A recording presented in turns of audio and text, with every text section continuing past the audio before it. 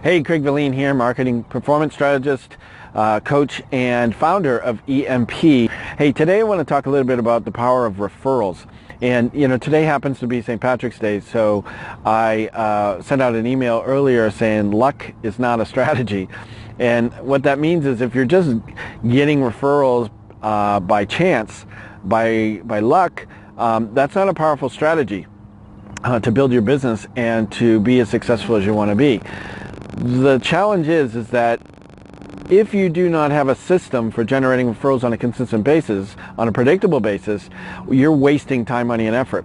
You see, a referred customer is the second easiest customer to do business with. Of course, your current customers are the easiest customer to do business with, but referred customers come from those customers, come from people who have had a good experience with you. They come pre-framed that you're good and easy to do business with, that you're the best at what you do. So it doesn't take a lot to have to convince someone who's been referred to you to do business with you, because it's already been pre-framed from somebody who's had a great experience with you. So if that's true, doesn't it make sense to create a system, a predictable, consistent system to generate more referrals? What do I mean by that? Well, let me just give you one idea.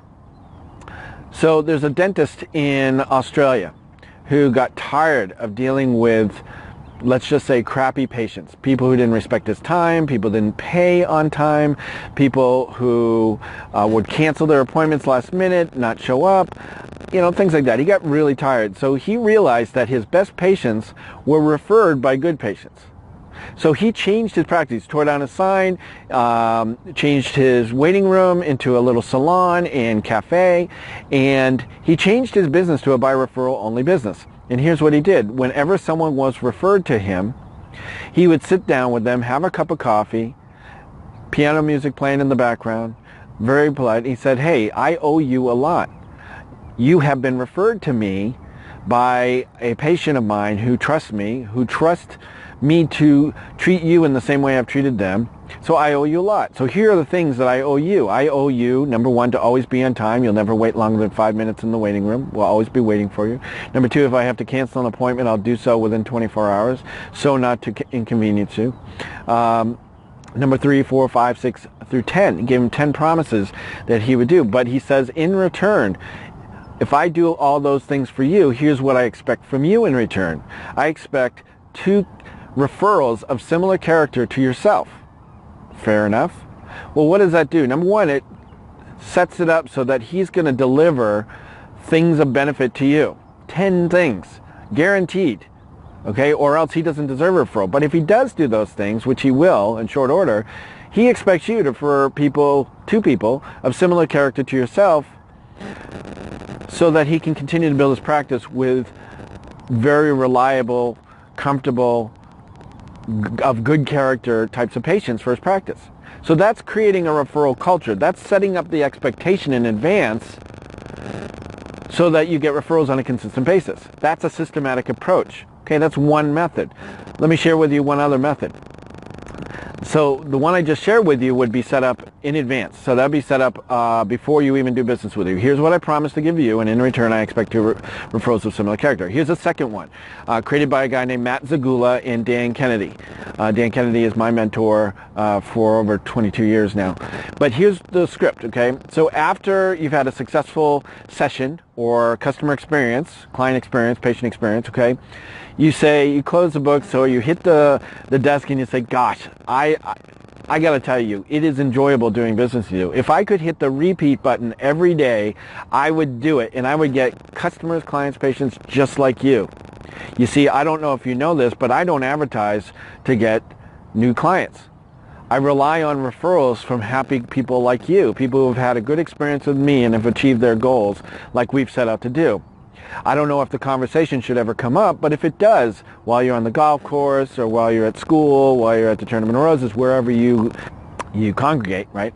I don't know if that conversation should ever come up, but if it does, would you hand them this book and say, hey, here's my guy, here's the guy I trust to handle our financial issues, to handle whatever it is you do, right?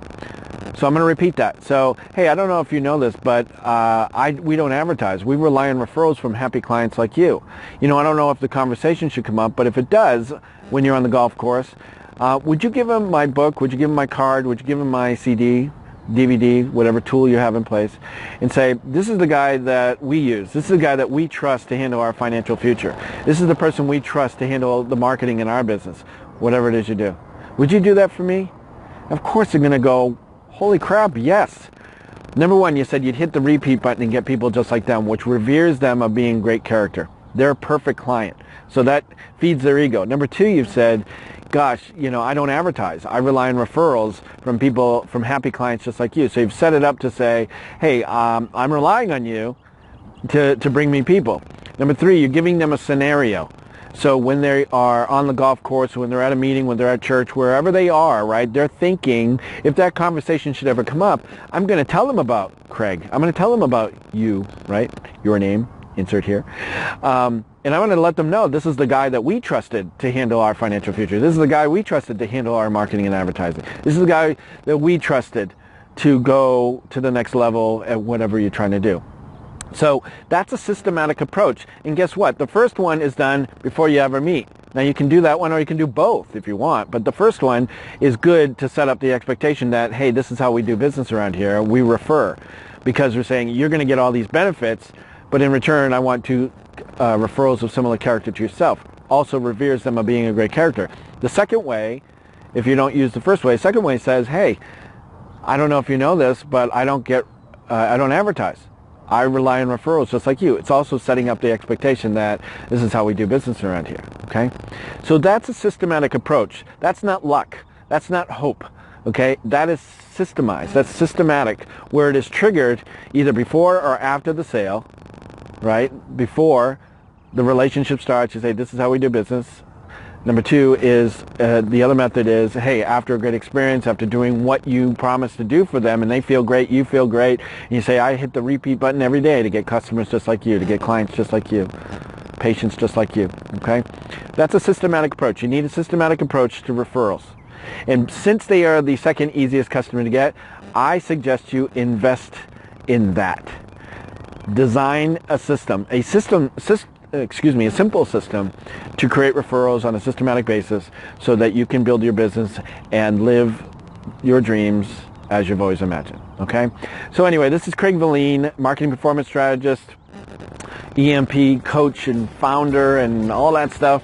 I hope you have a great day, and I hope you do something to create more than just luck and hope on your referrals.